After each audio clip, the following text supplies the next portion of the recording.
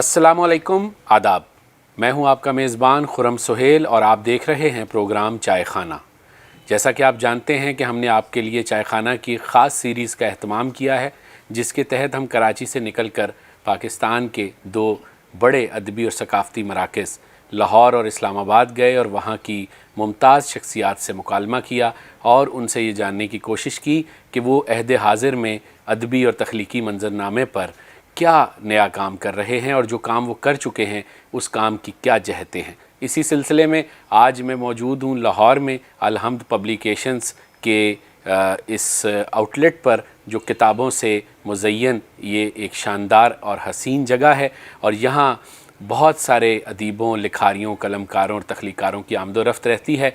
और आज के मुकालमे के लिए हमने जिनका इंतखाब किया है वो पाकिस्तान के मुमताज़ नक्काद, अफसाना निगार, मुहक्किक और उसके साथ साथ नफ्सियात दान हैं, मुदर्रिस भी हैं और बहुत कामयाबी से अपने मौज़ूआत से इंसाफ करते हुए हम उन्हें देख रहे हैं, एक अरसे से उनकी किताबें पढ़ रहे हैं। तो बग़ैर किसी ताख़ीर के मैं आज आपको मिलवा रहा हूँ डॉक्टर अमजद तुफ़ैल से। अस्सलाम वालेकुम सर। जी वालेकुम सलाम। सर कैसे मिजाज? अल्लाह का शुक्र, आप सुनाए कैसे? बिल्कुल ठीक ठाक। बहुत खुशी हो रही है, आज आपसे मुलाकात हो रही है और आपकी किताबों से भी एक बार दोबारा हम मिल रहे हैं। जी मुझे भी बड़ी खुशी हो रही है आपसे बात करके। आप चूँकि नफ्सियात दान भी हैं तो पहला बुनियादी सवाल मैं ये पूछना चाहता हूँ, हम अदब क्यों पढ़ें या अदब हमें क्यों पढ़ना चाहिए? और एक तबका माशरे का ये समझता है कि अदब एक ज़िया का दूसरा नाम है और ये पढ़ना अब कोई ख़ास ज़रूरी नहीं है, तो क्या कहते हैं आप? देखिए, पढ़ना तो वैसे जनरली अगर बात की जाए तो इंसानी ज़हन की डेवलपमेंट करता है। ये जो हम बहुत ज़्यादा टेलीविज़न देखते हैं या कंप्यूटर स्क्रीन के आगे बैठते हैं, ये पैसिव रिसीविंग है। लेकिन जब हम कोई चीज़ पढ़ते हैं तो ये एक्टिव रिसीविंग है, ब्रेन की ज़्यादा फैकल्टीज़ इन्वॉल्व होती हैं और जो कुछ हम पढ़ते हैं वो हमारी कॉग्निटिव डेवलपमेंट में बहुत इंपॉर्टेंट हिस्सा लेता है।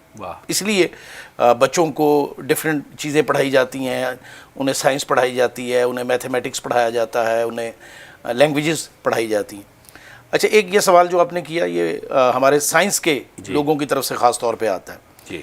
वो इस बात को अंडरस्टैंड नहीं करते कि अदब की बुनियाद इमेजिनेशन पे है जी, मुतखयला पे है जी। तो अदब जब हम पढ़ते हैं तो ये पढ़ने वाले की मुतखयला को एक्टिवेट करता है। दुरुस्त। देखिए, एक दौर था जिस वक्त का समझा जाता था कि शायद ये जो अलफ लैला के किस्से हैं, देवमालाई चीज़ें हैं, ये बच्चों को नहीं पढ़ानी चाहिए। लेकिन फिर आप देखें, हैरी पॉटर आया तो उसमें क्या है जी, और वो सारी दुनिया में उसने मुतासर किया, क्योंकि जो सॉलिड फैक्ट्स हैं, जिन्हें हम कहते हैं हक़ाइक़ हैं, साइंस की बातें हैं, वो इंसानी जहन को इमेजिनेटिव नहीं बना सकती, कंक्रीट बना सकती हैं। अच्छा, उनका अपना एक रोल है, उनका एक अपना अमल दखल है, लेकिन अदब पढ़ना इसलिए ज़रूरी है कि ये इंसान की मुकम्मल शख्सियत की फॉर्मेशन करता है। डॉक्टर साहब, आप चूँकि नफ्सियात दान हैं और बहुत अच्छी तशरीह की आपने कि हमें अदब क्यों पढ़ना चाहिए और इसके नफ्सियाती पहलू क्या हैं, लेकिन आम ज़िंदगी में हम देखते हैं, हमने पढ़ा भी है, जदीद तहकीक बताती है कि हमारे जैसे मुल्क, पाकिस्तान जैसे मुल्क, तरक्की पजीर ममालिक में हर तीसरा चौथा आदमी किसी न किसी नफ्सियाती मसले में उलझा हुआ है और हमारे माशरे में ये एक टैबू है नफ्सियात का इलाज कराना और नफ्सियाती मसाइल और उनका इलाज कराना। तो ऐसे में आप एक नफ्सियात दान के तौर पर हमारे माशरे को कहाँ देखते हैं? ऐसी ऐसी गैर फितरी हरकतें और वारदातें यहाँ हो रही हैं कि उस पर इंसानियत शर्मा जाए। तो ये माशरा किधर जा रहा है और इसका कैसे सुलझाव होगा? देखिए खुरम सुहेल साहब, बात यह है कि इंसान जो है, इसका किरदार तो सदियों से एक जैसा है। अब कहते हैं ना किसी बहुत पुराने दौर के बारे में भी कि जी इंसान वहशत में ज़िंदा था जी। अच्छा, वो वहशत कहीं गई नहीं है जी, वो आज भी इंसान के अंदर है। असल बात यह है कि ये जो आपकी तहजीब है, ये जो आपका मज़हब है, ये जो आपकी आर्ट है, ये इंसान की उस वहशत की तहजीब करके उसे माइल्ड करता है, उसे मुलायम करता है। ठीक। हमारा माशरा इस वक्त एक बड़ी गहरी जो है कल्बे माहियत कहना चाहिए, उससे गुजर रहा है जी। और उसके नतीजे में ये है कि जो हमारी पहले वैल्यूज़ थी, जिनको हम बड़ा फ़ख्र से पेश करते थे, अब अमलन उन वैल्यूज़ का हमारे माशरे में चलन नज़र नहीं आता। اور جو نئی ویلیوز ہیں ان کو ہم ایکسیپٹ کرنے کو تیار نہیں. ٹھیک. اس کے نتیجے میں ایک خلا پیدا ہوا ہے جی. اور اس خلا نے آدمی کے لیے, پرسن کے لیے بہت سے نفسیاتی مسائل پیدا کیے ہیں. اس کے ساتھ ہمارے عہد میں ڈیمانڈ بہت بڑھ گئی ہے. جی. یعنی ہم نے بے شمار ایسی چیزوں کو جو ہماری ضرورت نہیں ہے ہم نے انہیں ضرورت کا درجہ دے دیا ہے. ان ضرورتوں ان کو پورا کرنے کے لیے پھر ہمیں بہت زیادہ ایفرٹس کرنی پڑ رہی ہیں. اس کے نتیجے میں انزائٹی, سٹریس اور ڈپریشن جی. اس وقت میرا خیال ہے اتنے عام ہیں کہ میں جب آج سے 25-30 سال پہلے بطور طالب علم اس میدان میں آیا تھا تو اس وقت ہم تصور بھی نہیں کرتے تھے اور ہم سمجھتے تھے کہ یار یہ تو بڑے دور کے مسائل ہیں, لیکن آج وہ ہمارے معاشرے کے زندہ مسائل ہیں. ٹھیک. میں چونکہ تھوڑا کلینکل پریکٹس بھی کرتا ہوں جی. تو مجھے اندازہ ہے کہ جو لوگ آتے ہیں سائیکولوجیکل ہیلپ کے لیے ان کو بیسکلی یہ تینوں مسائل ہوتے ہیں. ٹھیک. وجہ کیا ہے, ہم نے اپنی لائف سٹائل میں بہت کچھ ایسا شامل کر لیا ہے جس کی کوئی ضرورت نہیں ہے لیکن ہم نے اسے ضرورت بنا دیا ہے. ٹھیک. اچھا, ہم نے ایک چیز میں فرق کرنا چھوڑ دیا ہے, وہ ہے خواہش اور ضرورت. ہائے ہائے. ہم اپنی خواہش کو ضرورت کا نام دیتے ہیں. ایک بات یاد رکھیے, ضروریات پوری ہو جاتی ہیں, میجورٹی آف پیپل کی ہو جاتی ہیں, خواہشات کسی ایک آدمی کی بھی پوری نہیں ہوتی کیونکہ یہ دوڑ ہے. ایک خواہش پوری ہوگی دوسری پیدا ہو جائے گی, دوسری پوری ہوگی تیسری پیدا ہو جائے گی. خواہش ہمیشہ انسان سے آگے رہتی ہے. تو جب تک ہم اس دوڑ میں دوڑتے رہیں گے ہمارا انسان جو ہے وہ ذہنی طور پر پریشانی کا شکار رہے گا. اب اس میں 2-3 باتیں نفسیات کے طالب علم کے طور پہ میں لوگوں کو بتاتا ہوں. ایک تو یہ ہے کہ ویری کلیئرلی ڈیفائن کریں کہ آپ کی ایکچوئل ضرورت ہے کیا. ٹھیک. نمبر 2, کوشش کریں کہ جو آپ کی آمدنی ہے اس کے اندر رہ کر آپ اپنے ضرورتوں کو پورا کریں, کیونکہ جب آپ اپنی آمدنی کے سے بیانڈ خرچ کریں گے تو آپ کے لیے بہت سے مسائل پیدا ہوتے چلے جائیں گے. پھر یہ ہے کہ ذرا پازیٹیو رویہ اپنائیے چیزوں کے بارے میں. مثلا وہ بہت پرانی مثال دی جاتی ہے کہ بھئی اگر ایک گلاس آدھا بھرا ہوا ہو جی. اور لوگ مختلف لوگوں کو دکھایا جائے تو کچھ کہیں گے یہ آدھا گلاس خالی ہے, جی. کچھ کہیں گے آدھا گلاس بھرا ہوا ہے. اچھا, خالی لوگوں کے لیے وہ گلاس ہمیشہ خالی رہتا ہے. صحیح. اگر انہیں آدھی دنیا بھی مل جائے تو وہ کہیں گے وہ باقی آدھی دنیا میرے پاس کیوں نہیں ہے. تو پازیٹیو بات کیا ہے کہ جو کچھ آپ کے پاس ہے, اور اب اس پہ گریٹیٹیوڈ پہ بہت سائنٹیفک ریسرچ کی جا رہی ہے کہ جب آپ تشکر کا رویہ اپناتے ہیں تو وہ آپ کے اندر کیسے پازیٹیو چینجز لاتا ہے. ٹھیک. مثبت انداز میں سوچنا, تشکر کا رویہ اپنانا. اور پھر ہم دیکھتے ہیں پاکستان کے اندر اکثر لوگ یہ شکایتیں کرتے ہیں, شکوہ کرتے ہیں کہ جی میرے پاس یہ نہیں ہے, میرے پاس یہ نہیں ہے. اچھا, یہ شکوہ ہوگا کہ جی لوگ جو ہیں وہ مخلص نہیں ہوتے. میرا ویری سمپل جواب ہوتا ہے, آپ کتنے لوگوں کے ساتھ مخلص ہیں؟ ٹھیک. آپ دوسرے کا شکوہ کرنے کی بجائے خود لوگوں کو مخلص ہو کے ملیں. بالکل. تو جب آپ اپنے اینڈ پہ پازیٹیوٹی لائیں گے, اخلاص لائیں گے, تو ڈیفینیٹلی وہ اس کا ریٹرن آتا ہے. ٹھیک. تو ایسا نہیں ہوتا کہ نہ آئے. تو معاشرے ہمیشہ ڈیولپ ہوتے ہیں جب فرد اور معاشرہ دونوں ایک اصول پر ڈیولپ ہو رہے ہیں. ٹھیک. انفارچونیٹلی ہم پرسن کو اور اسپیکٹ سے دیکھتے ہیں اور معاشرے کو دوسرے اینگل سے دیکھتے ہیں, اور دونوں کے درمیان جو تفاوت ہے وہ ان دنوں میں بہت بڑا ہے. ٹھیک ہو گیا.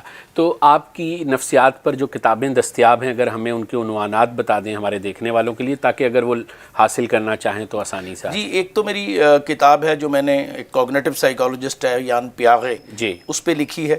جی. ایک میں نے میری بیگم ایجوکیشنسٹ ہیں ان کے ساتھ مل کے لکھی تھی, مشاورتی نفسیات. ٹھیک. ایک ہے کہ نفسیات اور جدید زندگی. یہ چھوٹے چھوٹے مضامین ہیں جس میں یہ بتانے کی کوشش کی گئی ہے کہ زندگی کے مختلف آسپیکٹ جو ہیں ان کے بارے میں ہمیں کیسے سوچنا چاہیے. ایک جو لیٹسٹ ہے وہ پاکستان نیشنل بک فاؤنڈیشن سے شائع ہوئی ہے, پرسکون زندگی. ٹھیک. کہ ہر آدمی زندگی میں سکون چاہتا ہے. جی. اب اس کے لیے اسے کیا کرنا ہے, تو اس کو میں نے بالکل چھوٹے چھوٹے مضامین میں جو زندگی کے مختلف آسپیکٹس کو کور کرتے ہیں صحیح. اس میں بیان کیا. ٹھیک. تو یہ چیزیں اویلیبل ہیں, پڑھی جا سکتی ہیں. بالکل ٹھیک ہے. اچھا, آپ کی جو مرتبہ کتابیں ہیں اس میں آپ نے نہ صرف یہ کہ نثری ادب کا آپ نے انتخاب کیا بلکہ آپ نے مختلف جہتوں میں اس حوالے سے بھی کام کیا. تو ہم جاننا چاہتے ہیں کہ ان کتابوں کے بارے میں بھی تھوڑا سا آپ ہمیں بتائیں, اور یہ تجربہ بطور مرتب نگار کے کیسا رہا؟ دیکھیے خرم سہیل صاحب, میں یہ سمجھتا ہوں کہ لکھنے والا جو ہوتا ہے وہ اکیلا نہیں ہوتا, اس کے ساتھ ایک پورا گروہ ہوتا ہے. جی. اس سے پہلے بھی لوگ ہوتے ہیں جنہوں نے لکھا ہوتا ہے، اس کے ساتھ والے بھی ہوتے ہیں اور اس کے بعد آنے والے بھی ہوتے ہیں. تو میں نے جن لوگوں کو میں سمجھتا تھا کہ ان کا کام ہے ادب میں، اور ایسا کام ہے جو کہ اس شکل میں لوگوں کے سامنے نہیں آیا جس شکل میں آنا چاہیے تھا، تو پھر میں نے بجائے اس کے کہ میں انتظار کرتا کہ دوسرے لوگ یہ کام کریں، وہ میں نے کیا. جیسے میں نے سعادت حسن منٹو کے کلیات کو 7 جلدوں میں مرتب کیا ہے، اور وہ کام میرے علاوہ اور کسی نے اتنی گہرائی میں جا کے نہیں کیا. مختلف کلیات آپ کو مل جاتے ہیں، لیکن اس میں جو درجہ بندیاں کی ہیں، جو عنوانات بنائے ہیں، وہ آپ کو صرف میرے کلیات میں ملیں گے. ڈاکٹر محمد اجمل ہمارے بہت بڑے ماہر نفسیات تھے، فلسفی تھے، ادب کے نقاد بھی تھے. تو ان کی تحریریں مختلف جگہ بکھری ہوئی تھی، میں نے ان کو بھی کمپائل کر کے ان کا نثری کلیات ترتیب دیا. اسی طرح قرۃ العین حیدر کے ناولٹ 5 ناولٹ کبھی بھی آپ کو ایک کتاب میں نہیں ملیں گے. عزیز احمد کے 5 ناولٹ کبھی آپ کو ایک کتاب میں نہیں ملیں گے. پھر میں نے مجھ سے جو بالکل پچھلی نسل ہے جس میں منشا یاد ہیں، رشید امجد ہیں، تو میں نے ان کے افسانوں کے انتخاب مرتب کیے. اس کی وجہ یہ ہے کہ ہمارے عہد میں لوگوں کے پاس ٹائم کم ہے، اور پھر یہ بھی ہوتا ہے کہ جب آپ کسی پرسن لکھنے والے کے بہت اچھی چیزیں پڑھ لیتے ہیں تو وہ جو سیریس کاری ہوتا ہے وہ پھر اس کے باقی کام کی طرف بھی جاتا ہے. تو یہ ایک طرح سے ایک برج بنانے کی کوشش تھی کہ جو ہمارا معاصر ادب ہے لوگوں کو اس کے ساتھ جوڑا جائے، کاری کو اس کے ساتھ جوڑا جائے اور اسے اس طرف لایا جائے. ٹھیک. منٹو صاحب کے حوالے سے جو آپ نے کام مرتب کیا اور تدوین بھی کی اس کی، تو آپ کیونکہ منٹو صاحب پر بہت کام ہو چکا ہے، بہت سارے مجموعے بھی موجود ہیں، تو آپ نے اس میں مختلف کیا کیا ہے؟ دیکھیے، سب سے پہلے تو میں نے یہ کیا کہ منٹو کے اب تک جو آپ کو مختلف کلیات ملیں گے، انہوں نے منٹو کی مختلف کتابوں کو ایک دوسرے کے ساتھ جوڑ دیا ہے. میں نے اس کو صنف وائز اس میں ڈویژن کی، افسانے، خاکے، مضامین، ڈرامے اور تراجم. پھر ہر صنف کے اندر تاریخی جو تدریج ہے وہ قائم کی کہ منٹو جو چیز پہلے چھپی ہے وہ پہلے آئے، اور جو بعد میں چھپی ہے وہ بعد میں آئے، تواریخ کے اعتبار. پھر میں نے یہ کوشش کی کہ منٹو کی کتابوں کے وہ ایڈیشن میں لوں جو منٹو کی زندگی میں یا اس کے زندگی سے قریب ترین چھپے، تاکہ وہ جو متن کا مسئلہ ہے، کیونکہ بعد میں بہت سے لوگوں نے منٹو کو چھاپا اور بڑی بے احتیاطی سے چھاپا، تو وہ جو متن کی تصحیح ہے، یا جسے ہم کہتے ہیں کہ متن کو درست ہونا چاہیے، اس کو میں نے یقینی بنانے کی کوشش کی.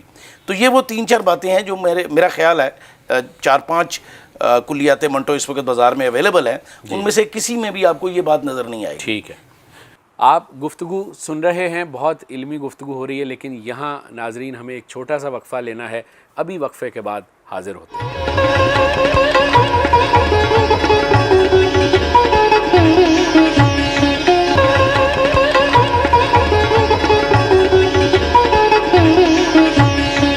کہا یہ جا رہا ہے کہ آج کے ادبی منظرنامے پر ناقد کی تقریباً موت ہو گئی ہے.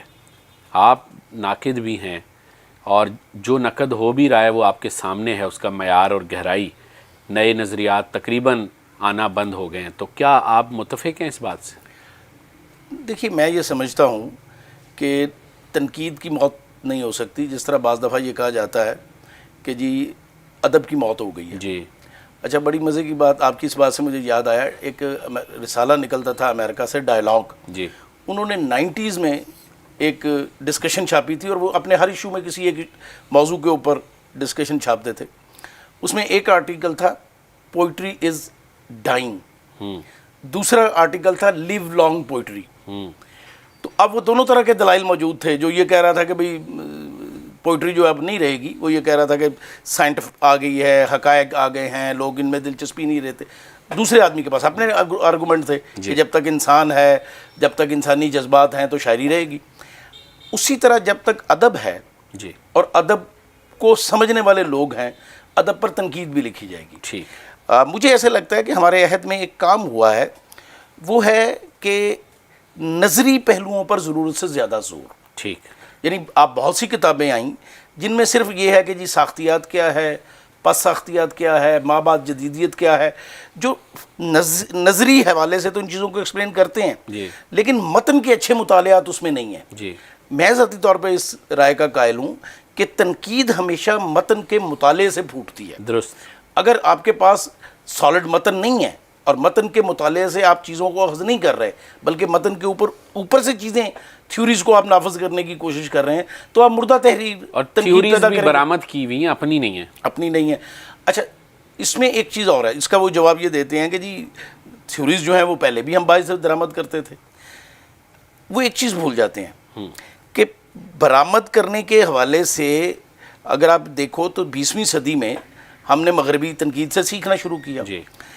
کسی سے سیکھنا اور بات ہوتی ہے جی. اور سیکھنے کا عمل دنیا کی ہر تہذیب میں ہوتا ہے. جی.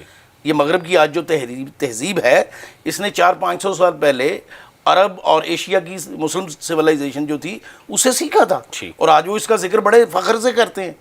تو کسی تہذیب سے سیکھنا اور بات ہے، اس کی نقالی کرنا دوسری چیز ہے. درست. تو اس وقت جو تنقید میں جو پہلے کام ہوا تھا جس میں ہمارے بڑے نقاد آتے ہیں انہوں نے مغرب سے سیکھا تھا اور اس کو اپنے میتھڈ کے ذریعے ادب کو سمجھنے کی کوشش کی. ڈاکٹر محمد اجمل کو دیکھ لیں، آپ نے مرتب کی ان کی کتاب. محمد عسکری بہت بڑا نام ہے، میرا جی بہت بڑا نام ہے، وزیر آغا بہت بڑا نام ہے، وارث علوی ہیں، شمس الرحمان فاروقی ہیں، جو شمیم حنفی ہیں، یعنی بہت سے نام لیے جا سکتے ہیں. اب جو مسئلہ ہے یہ ہے نقالی کا. اچھا دیکھیے ایک بڑی مزے کی بات ہوئی، آپ بھی ذرا غور کریں. اب پچھلے کچھ عرصے سے تھیوری ہو رہی ہے. تھیوری کو اردو میں کیا کہتے ہیں؟ تھیوری کو اردو میں نظریہ. تو ادبی تنقید میں نظریے کی بات کوئی نہیں ہے. یہ تو 30s میں شروع ہو گئی تھی جب ترکیب پسند نظریہ آیا تھا. اس کے بعد جب نفسیاتی تنقید آئی تو فرائڈ کے نظریات کو اور نفسیات کے نظریات کو ادب کی تفہیم میں استعمال کیا گیا. اب ہو کیا رہا ہے کہ وہ چیزیں جن کو ہم پہلے اپنے ہاں ڈھال لیتے تھے اب ان کو انگلش لفظی رہنے دیا جاتا ہے. اور یہ تاثر دینے کی کوشش کی جاتی ہے کہ یہ کوئی نیا کام ہو رہا ہے. درست. تو ادب کو نقطہ نظر سے یا کسی نظریے کے تحت پڑھنا کوئی نئی چیز نہیں ہے. یہ تو شروع ہو گیا تھا 20ویں صدی کے شروع میں. یعنی نقاد جو ہے ہمیں چونا لگا رہے ہیں. بالکل لگا رہے ہیں. اور اصل بات کیا ہے مجھے جو نظر سمجھ آتی ہے وہ یہ ہے کہ یہ لوگ ایک طرح کا سٹنٹ کریٹ کرنے کی کوشش کرتے ہیں. اچھا سٹنٹ یہ ہوتا ہے کہ یہ آپ کو فوراً متوجہ کر لیتا ہے لیکن اس کی عمر زیادہ نہیں ہوتی. اب میں آپ کو اس کی ایک اور مثال دیتا ہوں. آپ ذرا 10 سال پرانے رسالے اٹھائیے. ادبی رسائل میں سب سے پہلے چیزیں چھپتی ہیں، کتابوں میں تو بعد میں آتی ہیں. اس میں یہ نئے نظریات پہ کتنے مضامین تھے اور آج جو رسالے چھپ رہے ہیں 2021 میں اٹھائے اس میں کتنے مضامین ہیں. تو آپ کو لگے گا کہ یہ تو فیڈ آؤٹ ہوتے چلے جا رہے ہیں. اچھا اب سوال یہ ہے کہ اگر واقعی ان نظریات میں کوئی سالڈ مٹیریل تھا تو وہ 10 سالوں میں پرانا کیسے ہو گیا ہے؟ صحیح. مارکسسٹ تھیوری تو آج بھی نہیں ہے. بالکل ٹھیک ہے آپ اس کے تحت ادب پڑھتے ہیں. فرائڈ کی تحلیل نفسی کے تحت ادب سمجھنے کی کوشش کرتے ہیں، وہ تو آج بھی نئے ہیں. یہ تھیوریز جو ہیں یہ 10-15 سال میں پرانی ہو جاتی ہیں اور ڈسکارٹڈ ہو جاتی ہیں. اس کا مطلب یہ ہے کہ ان میں وہ سبسٹنس نہیں ہے جو لیو کر سکے اور یہی ان نظریات کی سب سے بڑی خرابی ہے. بالکل ٹھیک ہے. ڈاکٹر صاحب گفتگو کو سمیٹتے ہیں. باتیں تو اتنی ہیں، آپ سے جتنی بات کی جائے کم ہے. آپ تنقید اور تدوین کے ساتھ ساتھ آپ نے فکشن تخلیق کیا. کہتے ہیں کہ یہ مشکل کام ہے ایک ساتھ دونوں طرف ہونا. تو آپ افسانے لکھتے ہیں، آپ کے افسانوں کے کئی مجموعے بھی ہیں. ایک افسانہ یہ ہمارے سامنے مجموعہ رکھا ہوا ہے، 2 مجموعوں کا میرے افسانے آپ نے. تو افسانے کی طرف کیسے آئے، کیسے مینیج کیا تنقید سے، اپنے اندر کے ایڈیٹر سے، مدیر سے کیسے بچے آپ؟ اچھا میرے بارے میں یہ ایک طرح سے کہہ لیں کہ دلچسپ بات یہ ہے کہ یہ دونوں کام میرے سائڈ بائی سائڈ چلے ہیں. اچھا. یعنی میری پہلی کتاب اینٹیک شاپ جو ہے 1990 میں چھپی تھی. ٹھیک. اس وقت تک میرا کوئی تنقیدی مجموعہ نہیں چھپا تھا. پھر میری دوسری کتاب جو ہے 2007 میں آئی، مچھلیاں شکار کرتی ہیں. اب میرا تیسرا مجموعہ آنے والا ہے، متروک راستے پر سفر. ٹھیک. تو پہلے مجموعے میں 20 افسانے تھے، دوسرے میں 25 تھے، اب یہ جو آ رہا ہے اس میں بھی 20 ہیں. تو میں کوئی 65 افسانے بھی اب تک تخلیق کر چکا ہوں. اچھا مجھے اس میں کوئی کہہ لیجئے کہ دوئی نظر نہیں آتی. ٹھیک ہے. یعنی میرا جو کریٹیو سیلف ہے وہ جب کسی چیز کو اس طرح پرسیو کرتا ہے کہ مجھے اسے تخلیق کرنا ہے تو میں اس کو تخلیق کرتا ہوں. اور جب مجھے لگتا ہے کہ یار اس چیز کے اوپر کوئی تنقیدی بات ہو سکتی ہے، کوئی نقطہ اس میں ایسا ہے جس کی وضاحت کی ضرورت ہے، کوئی بات ایسی موجود ہے جس سے اختلاف کیا جا سکتا ہے، تو اس وقت میں تنقید لکھتا ہوں. ٹھیک. اچھا اسی طرح میں نفسیات اور ادب میں کوئی دوئی نہیں پاتا. ٹھیک. لوگ سمجھتے ہیں کہ پتہ نہیں یہ 2 ہیں، میں سمجھتا ہوں کہ نفسیات اور ادب جی دونوں انسان کے کردار کا مطالعہ کرتے ہیں. نفسیات سائنٹیفک ہونے کا دعویٰ کرتی ہے تو وہ معروضی رہتی ہے. ادب اور ادیب چونکہ سبجیکٹیوٹی میں لے کے آتا ہے تو وہ موضوعی ہوتا ہے. اور دونوں کا موضوع جو ہے, آبجیکٹ جو ہے, وہ ایک ہے, اور وہ ہے انسان, انسانی کردار, انسانی رویے. تو میں اس طرح چیزوں کو ٹکڑوں میں بانٹ کر نہیں دیکھتا, میں چیزوں کو ان کی مماثلات میں زیادہ سمجھنے کی کوشش کرتا ہوں. بالکل ٹھیک ہے. آپ مدرس بھی ہیں اور 35 سال کا آپ کا تجربہ ہے پڑھانے کا, اور کہا یہ جا رہا ہے کہ اب صرف سند چاہیے, علم نہیں چاہیے. آپ کی کیا اس پر رائے ہے؟ میرا خیال ہے کہ بائی اینڈ لارج بات درست ہے, اور اس میں کچھ عمل دخل مجھے نظر آتا ہے. یہ جو ہم نے ایجوکیشن کو پرائیویٹائز کیا ہے, پرائیویٹ ایجوکیشن دنیا میں ہر جگہ ہے, لیکن دنیا میں ایجوکیشن کمرشلائزڈ نہیں ہے. ہمارے ہاں یہ کمرشلائزڈ ہے. پرائیویٹ ادارے یہ کہتے ہیں کہ یہ جو آپ کے اسٹوڈنٹ ہیں they are our customers. Teacher کو کہتے ہیں ٹیک کیئر آف دیم. یہ رویہ مصنوعات بیچنے والے کا ہے. جی ٹھیک ہے, اسٹوڈنٹ جو ہوتا ہے اس کی رسپیکٹ ہوتی ہے, اس کی کیئر کرنا بھی ٹیچر کا کام ہوتا ہے, لیکن ٹیچر وہ ہوتا ہے جو ڈیمانڈنگ ہو, جی جو اگر وقت پہ اسائنمنٹ مانگے. میں یونیورسٹی لیول کی بات کر رہا ہوں, جو اگر ایک کام دیا, ٹاسک دیا ہے, تو اس کی پراپر ایویلویشن کرے. ٹھیک, یہ ایلیمنٹ جو ہے یہ آپ کو باہر کی یونیورسٹیز میں نظر آتا ہے, اس لیے وہ اعلیٰ درجے کی تحقیق پیدا کرتے ہیں. ہمارے ہاں اداروں نے بھی اور پڑھانے والوں نے بھی اس پہ کمپرومائز کیا ہے. اب آپ دیکھیے کوانٹٹی کے اعتبار سے تو ڈھیر لگاتے آپ چلے جا رہے ہیں ریسرچ کے نام پر, لیکن آپ کے کتنے ریسرچز ہیں جن کا اب دنیا میں کسی جگہ تذکرہ ہوتا ہے, کسی بھی میدان میں؟ مجھے تو نظر نہیں آتا. کم سے کم 2-3 سبجیکٹ تو میرے ہیں. اردو ہے, اردو میں تو خیر ہم جو کرتے ہیں وہ ایسا کام ہے کہ جو باہر نہیں ہوتا تو وہ ہمیں ہی کوٹ ہوں گے یا انڈیا سے کوٹ ہوگا. باقی نفسیات میں مجھے نہیں نظر آتی. ڈھیروں ریسرچیں ہیں, فلسفہ ہے اور فلسفے. وجہ یہ ہے کہ ہم نے اس کو ایک فارمیلٹی سمجھ لیا ہے. ریسرچ, ایک بات یاد رکھیے خرم, کہ دنیا میں نالج پروڈیوس کرنے کا صرف ایک میتھڈ ہے, اور وہ ہے تحقیق. بالکل ٹھیک. اگر کوئی تھیسز, خاص طور پہ پی ایچ ڈی لیول کے جو تھیسز ہیں, اگر اس میں نیا نالج نہیں ہے تو اس پر ڈگری دینے کی بجائے اسے ردی کی ٹوکری میں پھینک دینا چاہیے.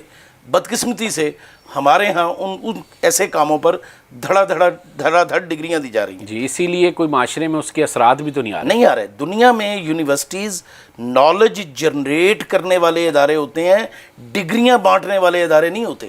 درست. لیکن یہاں چونکہ اس کو کمرشلائز کر دیا گیا ہے, جو پرائیویٹ انویسٹر ہے وہ کہتا ہے جی مجھے منافع کما کے دیں. اب منافع کما کے دیں گے تو آپ اسٹوڈنٹ سے کوالٹی کی ڈیمانڈ تو نہیں کر سکتے. تو we should take a very serious note of it, اور ہمیں دیکھنا چاہیے اگر ہم باقی 21ویں صدی میں ایک باعزت قوم کے طور پر آگے بڑھنا چاہتے ہیں تو سب سے پہلے ہمیں اپنے تعلیمی اداروں میں کوالٹی کو انشور کرنا چاہیے. یہ بہت اہم بات کی آپ نے. بس گفتگو اب اختتام کی طرف جاری ہے. آخری سوال آپ سے یہ پوچھنا چاہتا ہوں کہ آپ کی جو ڈاکٹریٹ ہے اس کا عنوان کیا ہے, اور اگر وہ کتابی شکل میں شائع ہوا تو وہ بھی ہمیں بتائیے. دیکھیے میری جو پی ایچ ڈی ہے وہ سائیکالوجی میں ہے, اور میرا جو تھیسس تھا اس کا ٹائٹل تھا development and validation of stress management program for student. ٹھیک. اچھا, یہ جو ہمارے سائیکالوجی کی ریسرچز ہوتی ہیں یہ عام طور پر ریسرچ جرنلز میں چھپتی ہیں, اس طرح بکش فارم میں نہیں آتی. تو کتابی صورت میں تو یہ نہیں ہے, لیکن میں اب ایک اس ساری میرا جو کام ہے اور جو دوسرا کام ہے اس پر بیس کرتی ہوئی اردو میں ایک کتاب لکھ رہا ہوں کہ سٹریس جو ہے یہ کیا ہے, یہ انسانی نفسیات پہ کیسے اثر انداز ہوتا ہے, اور کیسے ہم اس کو ایک پازیٹیو قوت کے طور پر استعمال کر سکتے ہیں. تو وہ ایک طرح سے میرے تھیسس سے نکلا ہوا کام ہوگا, وہ انشاءاللہ اگلے سال قائرین کو مطالعہ کے لیے بھی اویلیبل ہوگا. بہت شکریہ ڈاکٹر صاحب, آپ سے گفتگو کر کے بہت لطف آیا. جی مجھے بھی. آپ کا شکریہ کہ آپ اس چائے خانہ کی خصوصی ڈائلاگ سیریز میں آپ حصہ بنے ہمارا, اور امید کرتا ہوں کہ آپ اسی طرح کام کرتے رہیں گے اور ہم آپ سے اسی طرح پوچھتے رہیں گے, بات کرتے رہیں گے. جی بہت شکریہ. بہت شکریہ. اللہ تعالیٰ آپ کو بھی خوش و خرم رکھے. بہت شکریہ.